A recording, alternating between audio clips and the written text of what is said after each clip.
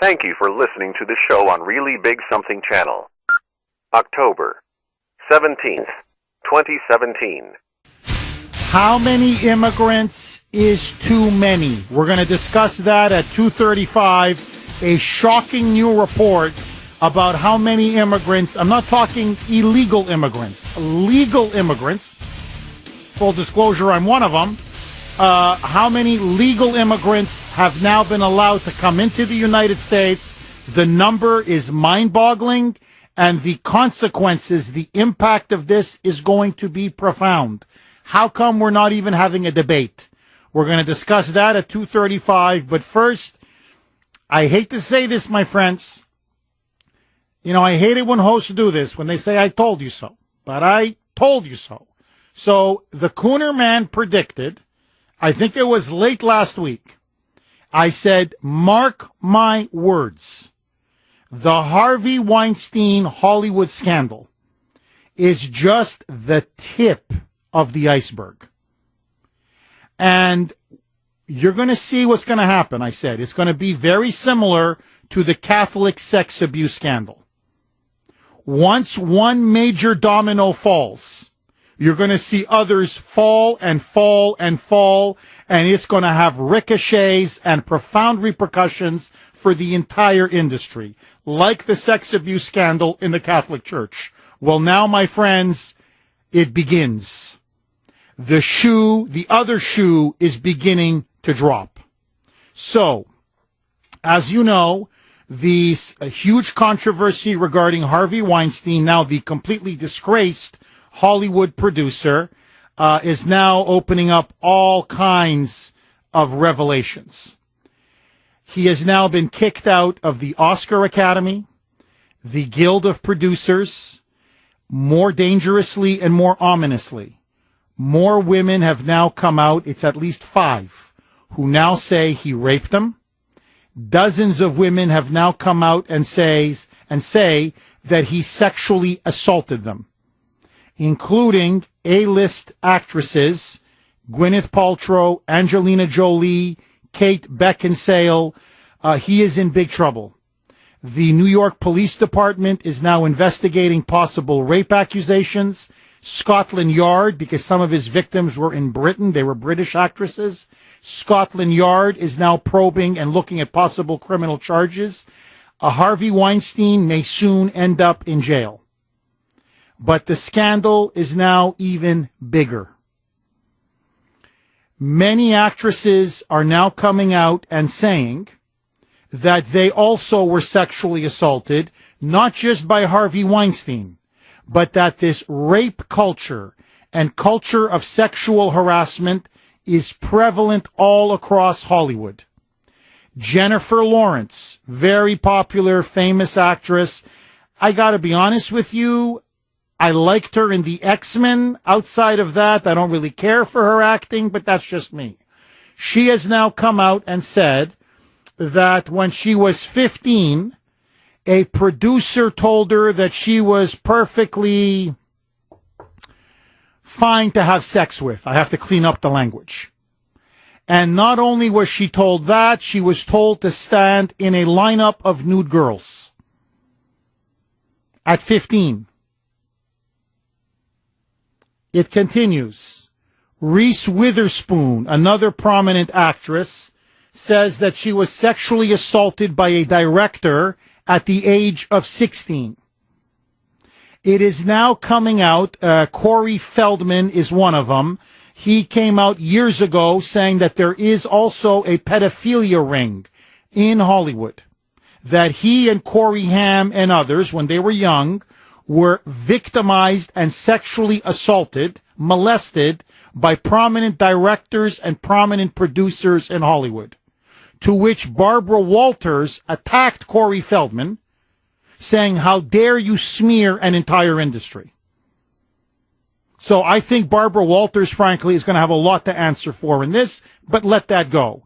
Because now it's almost impossible to enable the Harvey Weinsteins of the world, because it is now everywhere. For example, ex-Pussycat doll, Kaya Jones, says that the band she was in because they had to basically engage in sexual relations to continue to play and get gigs. She said that basically my time there with the band amounted to a quote-unquote prostitution ring. The big bomb, though, is yet to come. According now to the Sun newspaper, there is a very prominent A-list Hollywood actor that is soon going to be accused, they say, of sexual assault. And that this is going to be such a prominent actor that it is going to shake and rock Hollywood to its very core. They say for legal reasons, the name cannot be announced or revealed for at least another 24, 48 hours. However, there are rumors completely rampant all over the internet and on social media. A lot of people are saying it could be Russell Crowe. It could be Tom Cruise. It could be Ben Affleck. It could be several of these major Hollywood stars. Another name that's being floated out there now, according to Gateway Pundit, is Kevin Spacey. We're going to find out in the next 24 to 48 hours. But when this shoe drops, believe me, what is now happening in Hollywood is this is like a neutron bomb being detonated at the center of Democratic power, at the center of liberal power, and at the center of globalist power. Because what is now being unmasked is what maybe you and I knew, but for all of America, this is now a horror show. We're now talking about rampant sex abuse, pedophilia, child molestation, sexual harassment, and rape. And this culture was so prevalent, it wasn't just the Harvey Weinsteins. It was other producers, other directors, other prominent male actors. Already, I'm telling you right now, I think Ben Affleck's career is pretty much over. They're going to delay the premiere, the release of the Justice League, but he's got problems now. He's got multiple women now claiming that he groped them and sexually harassed them. He's in trouble. Oliver Stone, the famous director, now has major accusations out against him that he also assaulted and groped women. The list goes on. Woody Allen is now petrified that he's going to be named. And, I mean, to me, he's already a sleaze bucket, basically poaching his own daughter, but let that go. So we're talking now about some of the biggest and most powerful names in Hollywood. And the question now is this, because this is not just a Hollywood story. This is now a profound cultural and political story. This is going to affect the media, and I think it's going to affect the Democratic Party itself. Because for decades, a key pillar of Democratic power has been their ties and connections to Hollywood. Hollywood glamorized the Democrats. Hollywood was a big source of fundraising for the Democrats. Obama loved Harvey Weinstein. Hillary loved Harvey Weinstein. The Clintons were always in Hollywood. They hung out with that crowd. They ran with that crowd. They raised money from that crowd. And everybody knew. Meryl Streep knew. Judi Dench knew. All these doyens of Hollywood, they all knew, and they said nothing. They turned the other way. And so I'm telling you what the effects of this is going to be. Not today, not tomorrow, but the ripple effects over the next couple of weeks and months is going to be profound. Because the same people, whether it's Leonardo DiCaprio, George Clooney, by the way, he's now being accused not only of sexually harassing colleagues on the set, but of helping to cover it up for Harvey Weinstein. You've got Matt Damon and Russell Crowe, who now have been exposed as having called the New York Times and urged the Times to kill a story in 2004 that would have exposed Harvey Weinstein. So the dominoes are starting to fall everywhere. Hollywood will no longer be able to have the moral legitimacy, the authority or credibility to lecture Americans, to lecture us about climate change, about racism, about, police brutality, Black Lives Matter, Donald Trump, sexism, misogyny, you name it. All of their pet causes. You know why? You guys are all enablers. You want to talk about the swamp in Washington. There's another swamp. It's in LA. It's in Hollywood. It is a moral, not even a swamp, it's a cesspool.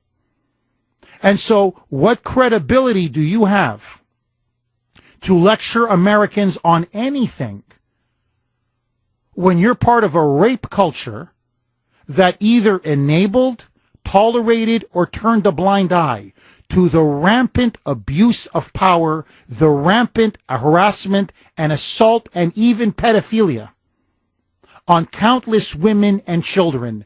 Your authority and credibility on anything is zero. Zero. Nobody's going to take them seriously on any issue. Because the automatic response is going to be, yeah, right. Yeah, right. Yeah, you know what? Just don't rape somebody. Yeah, you know what? Just don't harass that actress on your set, okay? Shut up. Just, you know what? Stop grabbing people. Hey, Ben, stop grabbing women by the rear end, okay? Ben Asscrack, stop grabbing women by the butt, okay? Don't talk to me about Hillary Clinton or Elizabeth Warren, okay, please? So the repercussions of this are going to be profound. I'm telling you, a nuclear bomb has just been detonated in one of the epicenters of globalist, liberal, and democratic power. But there's also going to be another fallout. And I am telling you that NBC News is not going to recover from this. The New York Times covered it up for a while, yes. But the big victim here in terms of the media damage, the collateral damage, is going to be NBC News. Why? Listen to this. Ronan Farrow, whatever you think about him, okay, the son of Mia Farrow and allegedly Woody Allen, but let that go. Ronan Farrow wrote a piece that now has been published in the New Yorker, but he first offered it to NBC News. In that piece, here is what he offered NBC. I want you to think about this. He had Harvey Weinstein on audio, on tape, in a hotel room with an Italian fashion model, where he admits to her on tape that he harassed and groped her and assaulted her, essentially, the day before. On tape. It's right there on tape.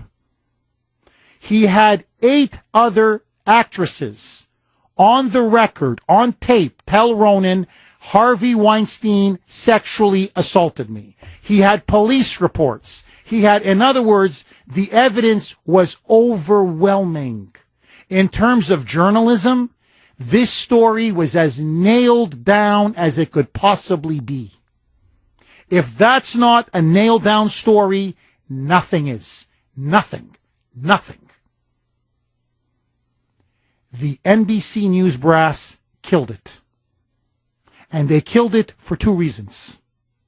Number one, because they wanted to protect liberal Hollywood and Harvey Weinstein, who is a big Democratic fundraiser. And number 2, because they actually have business interests with the Weinstein Company.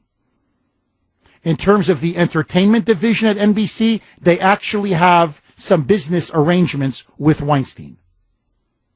So they turned down maybe the biggest story of the year. Now, let me flip it so you understand exactly what the degree of egregious, almost criminal behavior by NBC News. No honest, decent editor worth his or her salt would have ever turned down that story. Flip it. I'm the editor-in-chief of the Washington Times. Okay? I worked there for 10 years. Somebody came to me with audio recordings, 8 women on tape accusing, say, Rupert Murdoch, okay? The equivalent on the news side, Rupert Murdoch or Roger Ailes, of this kind of rampant sexual abuse and sexual harassment and sexual assault, on record with police reports. And they go to me and say, well, Jeff, you can't run this. Why can't I run this? Well, you're at the Washington Times, big conservative paper. You're always on Fox News, Jeff. Hey, our reporters, they're always on Fox News. Hey, our columnists are always on Fox News. Jeff, you can't do that. I would say you're absolutely crazy. And I'll tell you why. I don't care whether we're on Fox or not on Fox. You splash that baby all over the front page. You know why? Because we're going to win the Pulitzer. This is going to rocket us, skyrocket us, to become one of the most credible, prestigious papers in the entire country and in the entire world. You're a lunatic if you turn this story down.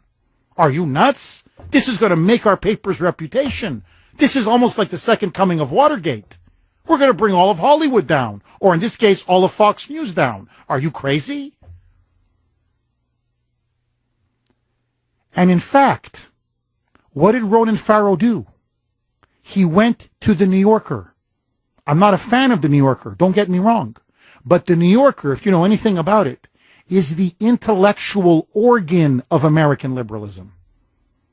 You want to know what American liberals, trendy, intellectual American liberals think? Read the New Yorker. They salivated over the story.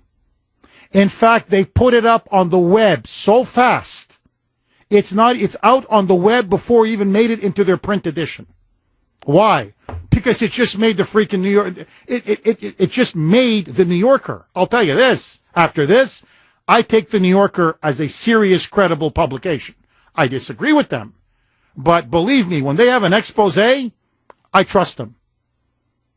So a liberal publication ran with the Ronan Farrow story, exposing Harvey Weinstein. 3 women in that story, by the way, have now accused Harvey Weinstein of rape in specific, excruciating detail. NBC News dropped the story and tried to kill it. I rarely flip-flop. I'm going to flip-flop. Remember I told you recently I disagreed with Trump on revoking broadcast licenses for the big networks? No, he's right. NBC should have its broadcast license revoked. That's not a news division. That's dreck. That's propaganda. Pull the plug on NBC. It's a garbage, dishonest organization, and now the whole world knows it. Luke in Harvard, you're up first. Go ahead, Luke. Jeff, how are you, my friend? I'm good.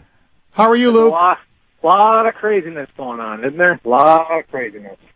So listen, there's a reason why I disagree a little bit with you with the licensing, because it's not going to really, I don't think it's going to affect anything. These companies can hemorrhage money for a million years. Like, it's not going to do anything. I think that where does it stop? I mean, in honesty, it should start with Hollywood. You can take licenses away. It should start with them. And then secondly, I don't know, who's going to be the ultimate judge when we go down this road when we start revoking licensing? And even if you did take a license away, it'd be very simple to just close your brand and just start up another brand, get another license, real simply. Luke, thank you for that call. It's always very thoughtful. Look, to me, what I think the point needs to be really made is NBC News is garbage. I mean, to me, I will never believe them again. Neither, frankly, should anybody in this country. They've lost whatever credibility they had, they've lost it. When you have a story of this magnitude, and what they had, that is that well sourced, that comprehensively nailed down on such an important Hollywood figure, and really it's even bigger than Hollywood, and you try to kill that story, you're not a news division. I'm telling you right now. No editor worth his or her salt would have passed up that story. Look, the New Yorker ran with it. Look at them now. I mean, now they're considered one of the most credible publications in the country. So for NBC News to have done that, I'm telling you, they're more than fake news. They're garbage news. It's absolute garbage. Good riddance. 617-266-6868 coming up next. Is how much immigration is too much immigration? But first, let's take it to Evan Heidrich in the newsroom. Let me ask you this. How much immigration is too much immigration for the United States, or frankly for any country? And I'm not talking about illegal immigration. Okay, let's just leave that aside. I'm talking people like me, okay? Legal immigrants who came to the United States. How much is too much? Should there be a limit? Should there be a cap? Or should there be no limit or no cap? The reason why I ask, and I want to give a very big hat tip to my old friend Paul Bedard. He used to work at the Washington Times. He is now at the Washington Examiner, has a phenomenal column. And in his latest column, he reports on the findings of a dramatic new study from the Center for Immigration Studies, written by Stephen Camarota. And as Stephen Camarota outlines, he is the director of the center's research arm. He is the co-author of this report. As the report lays out, there are now over 43 million immigrants in the United States. 43 million. That's both legal and illegal. If you add in their children, the minor children of at least one immigrant parent, that is over 16 million of the children. Together, we're at 60 million.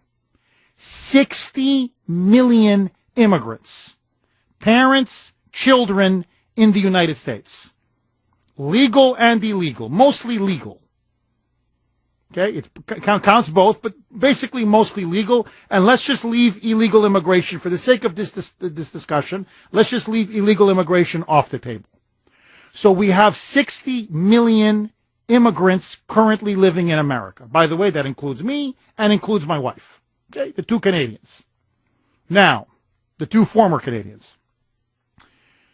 And the question that's raised in this report is, how much is too much? This is almost a 13 million increase from 2000, just 17 years ago. For the first time in over 100 years, immigrants now make up over 13% of the population. And in fact, if trends continue, if there is no cap, no limit imposed, the number is going to keep rising and rising and rising to the point. Now remember, we're a nation of 320 million, give or take. So we already, 1 in 5 residents in America are immigrants. I don't mean the children of immigrants or whatever, immigrants and their children. Okay, so 1 in 5 people living in America are immigrants. Furthermore,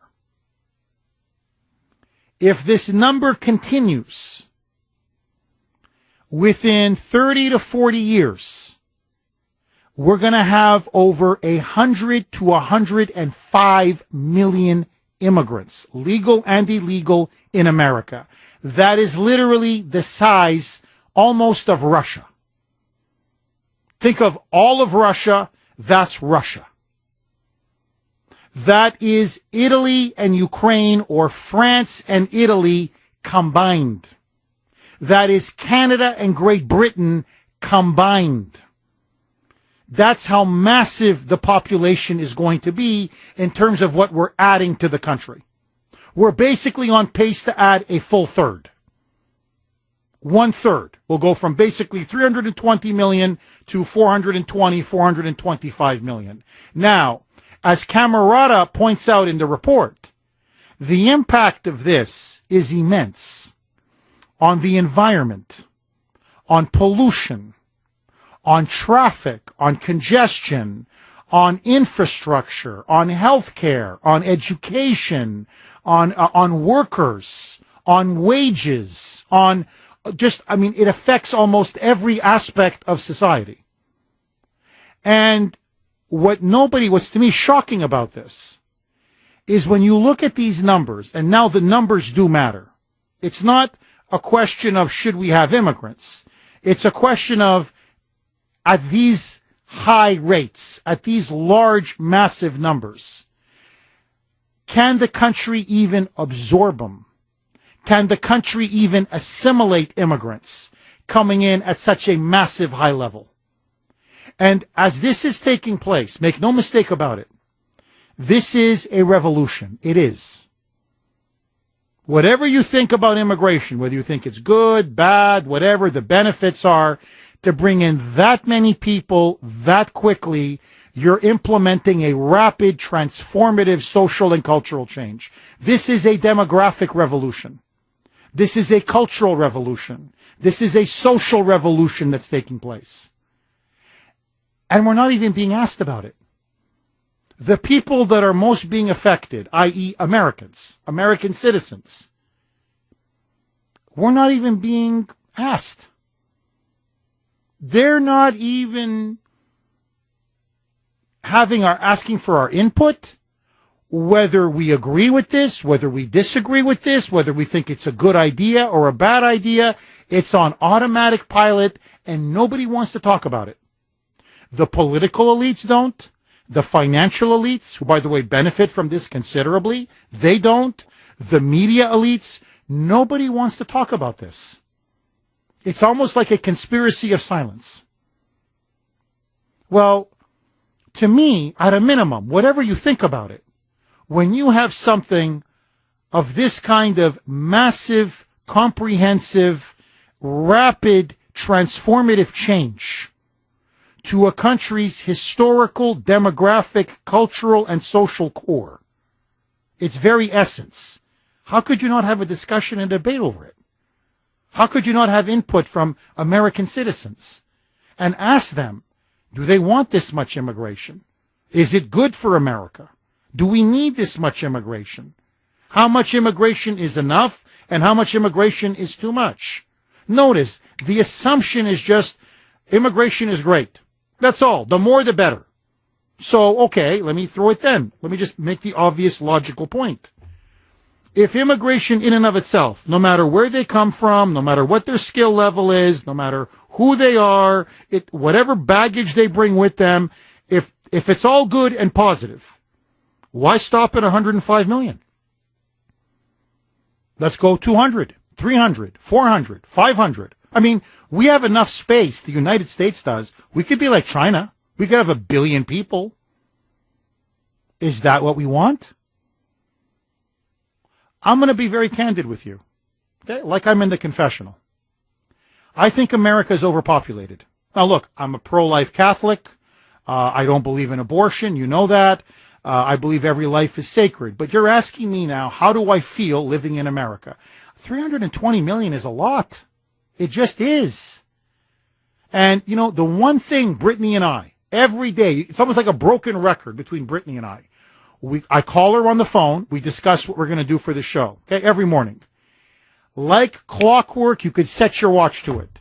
Within 2 minutes, it's either her or me that instigates the conversation. How much freaking traffic there is. Correct, Brittany? I mean, today, what was it today? Today, what was that on Storrow they were doing, on Storrow Drive? What the hell was going on there? No. Tobin Bridge. Oh, sorry, Tobin Bridge. My bad. Was blocked off.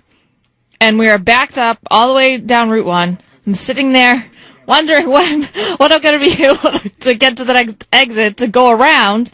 And it was like the parting of the seas. The construction guys they went on their merry way, and then everyone could go over Tobin Bridge. Well, I was sitting there for an hour and a half. It's every day.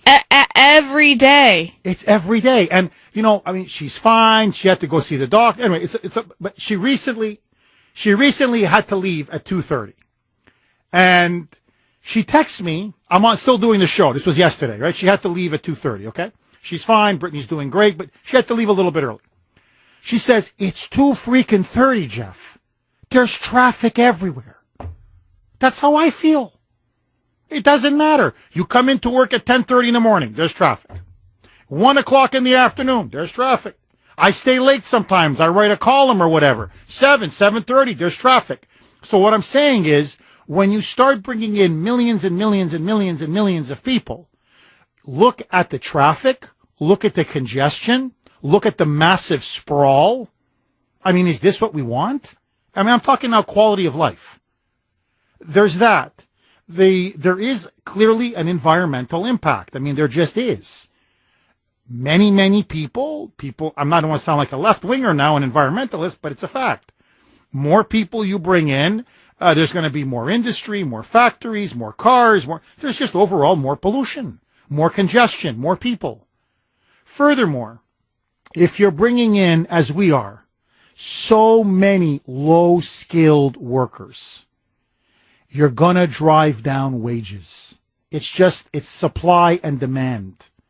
So you're undercutting the standard of living for the American working class. And then there's something else, and this is the elephant in the room. Something has happened in America, and I'll tell you exactly what it is. There is a notion that has been developing now for about 20 to 30 years that America is based on multiculturalism. And what they mean by that, and you hear it all the time, America is an ideological nation. That America is based on ideas. It's the only truly universal or ideological nation. That what binds us together is not a common language or a common culture or a common history or a common identity. No. It's the Declaration of Independence. It's the Constitution. And if you just believe in these certain ideals, that's America. That is a revolution. Prior to this, the only other ideological nation in the history of the world, meaning a nation developed to serve a certain set of goals or ideals or principles, believe it or not, was the old Soviet Union, the USSR, the Union of Soviet Socialist Republics. It was not a nation in the traditional sense. It was there to achieve the goals of socialism. Period. Full stop. Somewhere along the way, the left in this country, along with the rhinos, the globalists, convinced the elites that America essentially had to become the flip side of the Soviet Union. That's why we have to have crusades for democracy. That's why we can open up our country to anybody and everybody from around the world. Because if they just support the Declaration of Independence, and if they just say they respect the Constitution, that's it, that's all, you're an American. Well, what's happened over the last 25, 30 years?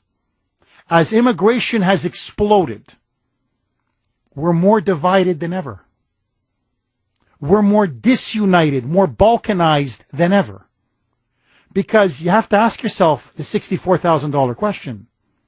If all we are is a set of ideals, that's it, nothing more. What if some people honestly disagree with the Declaration of Independence? By the way, as is happening increasingly on the left.